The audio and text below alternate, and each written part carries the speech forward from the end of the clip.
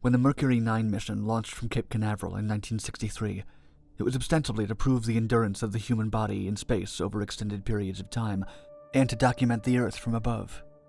However, according to the sole astronaut aboard the craft, there was another secret motive to the mission.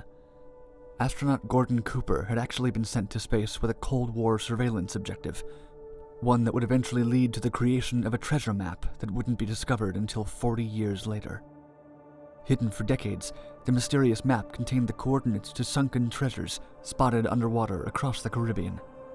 In total, 60 magnetic anomalies had been carefully marked by Cooper for future exploration and recovery. But what was it he had actually found? What else did he reportedly see in the skies during his space flights? And why did he nearly take his map and other strange reports as his own personal secrets to the grave? Gordon Cooper's entangled military and space career began when he joined the Air Force and was placed on active duty in September 1949. In 1950, he was positioned at Landstuhl Air Force Base in what was then West Germany, where he flew F-84 Thunderjet bombers and F-86 Sabre fighter jets for 4 years. It was during this time that Cooper claims to have had his first encounter with a UFO while flying at night. Cooper returned to the United States in 1954, enrolling at the U.S. Air Force Institute of Technology in Ohio, where he received his Bachelor of Science degree in aerospace engineering. Following his graduation, he was assigned to the Air Force's Experimental Flight Test School at Edwards Air Force Base in Southern California, where he served as a test pilot for the F-102 Delta Dagger and the F-106 Delta Dart, both interceptor aircrafts developed for the Air Force by Convair.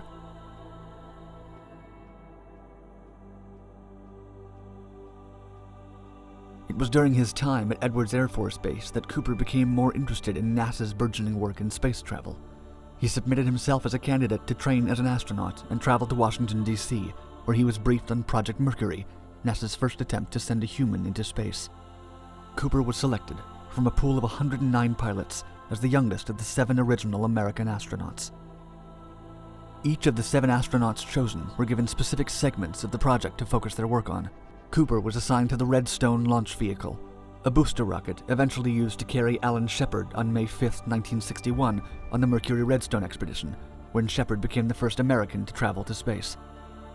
Cooper served as Shepard's capsule commander on the flight and was chosen as backup pilot for Wally Schirra in the later Mercury Atlas 8 flight of October 1962.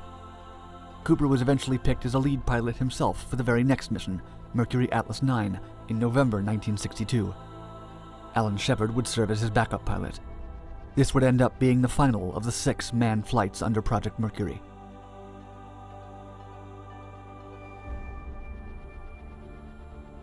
Mercury Atlas 9 launched on May 15, 1963, from Launch Complex 14 at Cape Canaveral, with Cooper huddled in his cramped compartment aboard the 3,000-pound spacecraft Faith 7. Cooper had named the craft himself, based on the faith he had in the Atlas boosters used in the craft's construction and in the Mercury program in general. Cooper would spend 34 hours and 19 minutes in space, setting a new record for the American space program and logging more time in space than the 5 previous Mercury astronauts combined. Over this time frame, Cooper and Faith 7 orbited Earth 22 times, traveling a distance of 546,167 miles at 17,547 miles per hour, and straying as far as 165.9 miles from the Earth's surface. While orbiting, he was given several tasks to complete along a fairly strict schedule, including sending out an odd 6-inch diameter sphere equipped with xenon strobe lights, which would serve as a beacon and test his ability to track an object from aboard the spacecraft. He also set up several cameras and took photos and video focused on Earth from orbit, documenting everything from the Tibetan highlands and the Himalayas to the island of the South Pacific. He later reported being able to spot roads, rivers, small villages, and even individual houses clearly from the window of the spacecraft.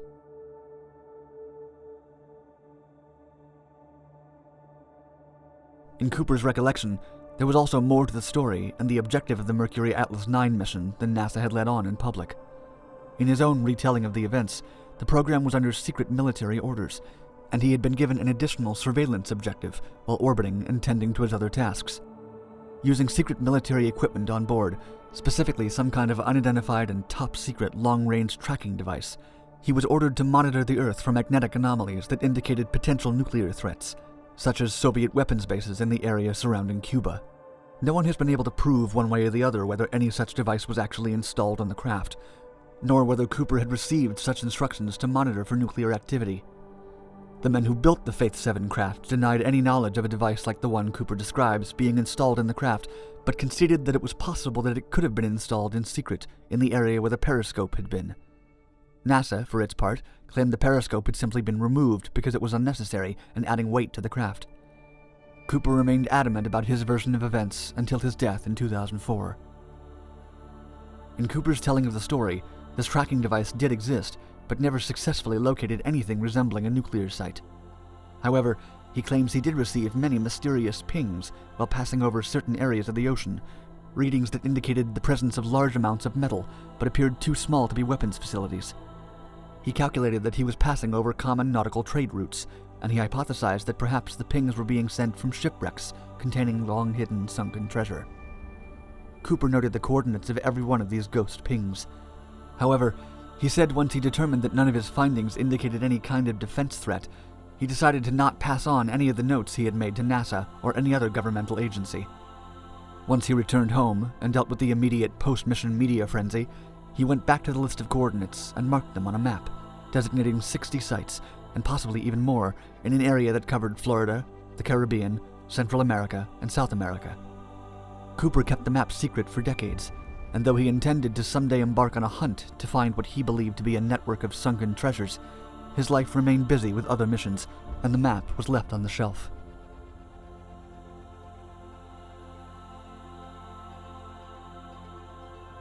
In August 1965, 2 years after Mercury 9, Cooper went to space again as the command pilot of Gemini 5, along with fellow astronaut Pete Conrad.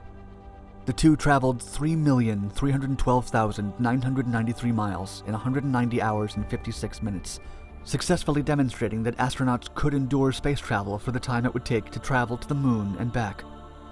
It was during this mission that Cooper snuck what he described as his own personal secret camera on board, and claimed that he had captured images from the craft that were so sharp that you could not only make out a car on the street, but could also read its license plate. It's hypothesized that Cooper may have intended to collect additional information about the magnetic anomalies marked on his treasure map, but this has never been confirmed. Some also believe Cooper may have been attempting to collect evidence in support of his increasing belief and interest in UFOs. Even after the end of his NASA career following the Gemini 5 flight, Cooper continued to believe in the existence of UFOs and extraterrestrials, based on his seeing what he believed to be an alien craft flying in West Germany, as well as an experience he and his fellow test pilots had while serving at the Air Force's experimental aircraft base in California. They believed they captured a UFO landing on camera and were instructed to send the photos to the Pentagon. The images, however, were never followed up on, and Cooper was encouraged to drop the matter. Though this has never been corroborated, Cooper insisted that the government was covering up information on UFOs and took this belief to his grave.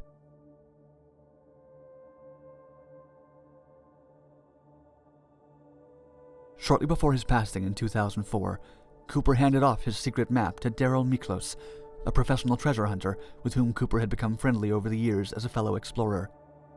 Following years of legal battles to begin his quest, Miklos has only just now begun to investigate the sites marked on the map, and he has amazingly claimed 5 successes out of 5 sites so far. Miklos has held the remaining map coordinates and many of his discoveries close to his chest, as he searches for what may be some of the most valuable shipwrecks in the world, worth billions of dollars. A glimpse of the secretive hunt came to light in 2017, after Miklos announced the discovery of what may be the lost 1,500-pound bower anchor of Christopher Columbus off the coast of Turks and Caicos. Miklos has also claimed to have since found a missing box of photos taken of the Bahamas, along with a handwritten list of 11 more mysterious underwater sites that Cooper documented while in space. The documents had been hidden in Cooper's old files, begging the question, just what else had Cooper been hiding? As the treasure hunt from space continues, it seems that, at least for now, we remain in the dark.